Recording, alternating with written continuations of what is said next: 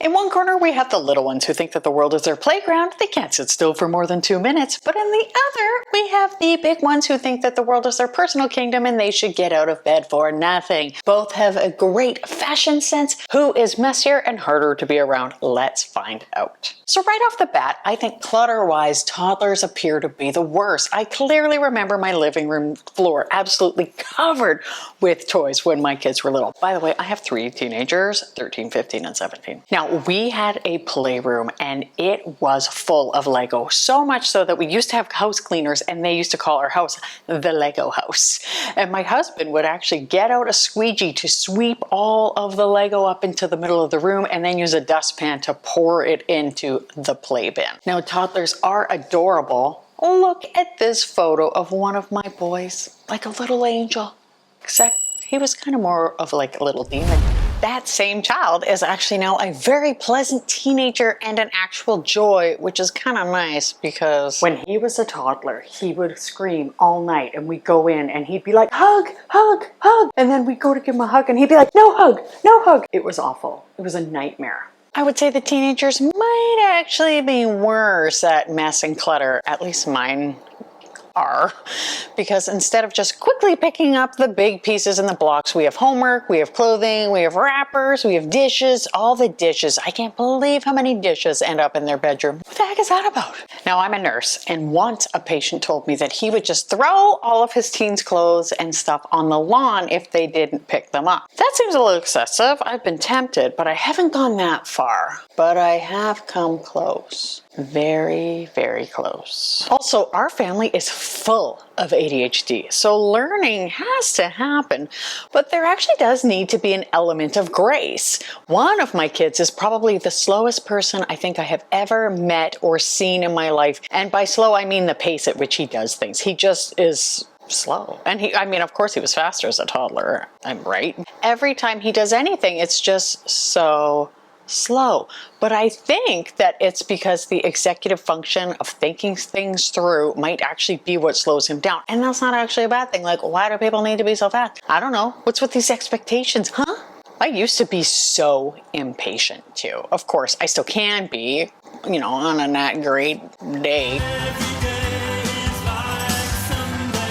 But my own education and training about ADHD after getting my own diagnosis for ADHD, it really has taught me a lot. So I do have way more patience now. And of course, guilt. Mom guilt. Some things never change. And then there are the emotions. Toddlers are absolutely famous for their tantrums. One of my kids absolutely lost his mind when we gave him peanut butter on his toast. Apparently, he didn't want it that day, despite the fact that he had wanted it every single day prior, and we were supposed to read his mind. Toddlers cannot be reasoned with because their brains just haven't developed that ability yet. But you said you didn't want crust on your bread.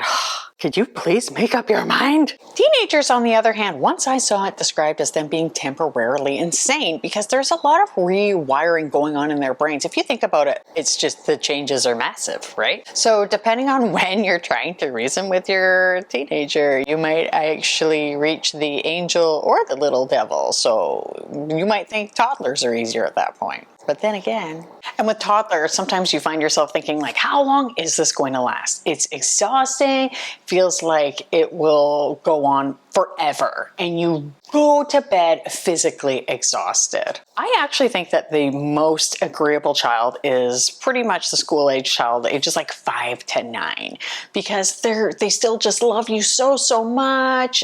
They go to bed early, so you can still watch your favorite show without worrying about traumatizing them. But with teenagers, I find I have waffled between thinking, when the heck are they moving out? To thinking, oh my gosh, they're moving out too soon, my little baby, I'm going to miss him, I have so much to teach him. And you go to bed mentally exhausted. It's a lot. It's a lot. With toddlers though, you have to do everything. I definitely recommend teaching your toddlers to do as much as possible when they are little to try to avoid creating a lot of things like resistance to doing chores and crazy food preferences, which we did kind of fall into just a tiny bit with one of our kids, because we did let him eat like nothing but peanut butter and jelly.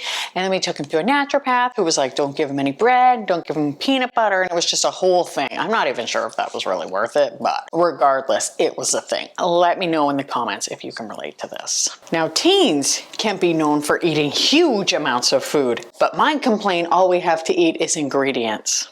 Now with teens, if you're trying to teach them to do those things, like I said, it's great because their brains are still like sponges. They can learn so quickly. The problem is that there's so much more eye rolling.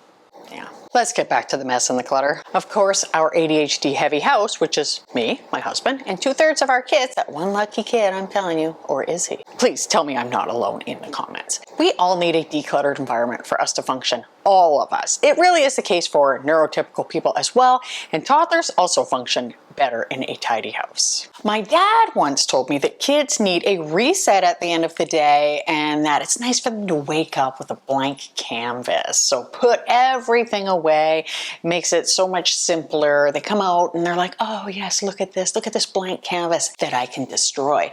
One time, one of my kids got into the Vaseline that was in the baby's room. He got it everywhere. He got it in the carpet, he got it on the clothing, he got it in his hair. This is not the picture because I couldn't find it. So ultimately, who's worse or better kind of depends on you and your perspective. Enjoying your kids as much as possible at every stage is obviously the most important thing because the time flies. I mean, it flies.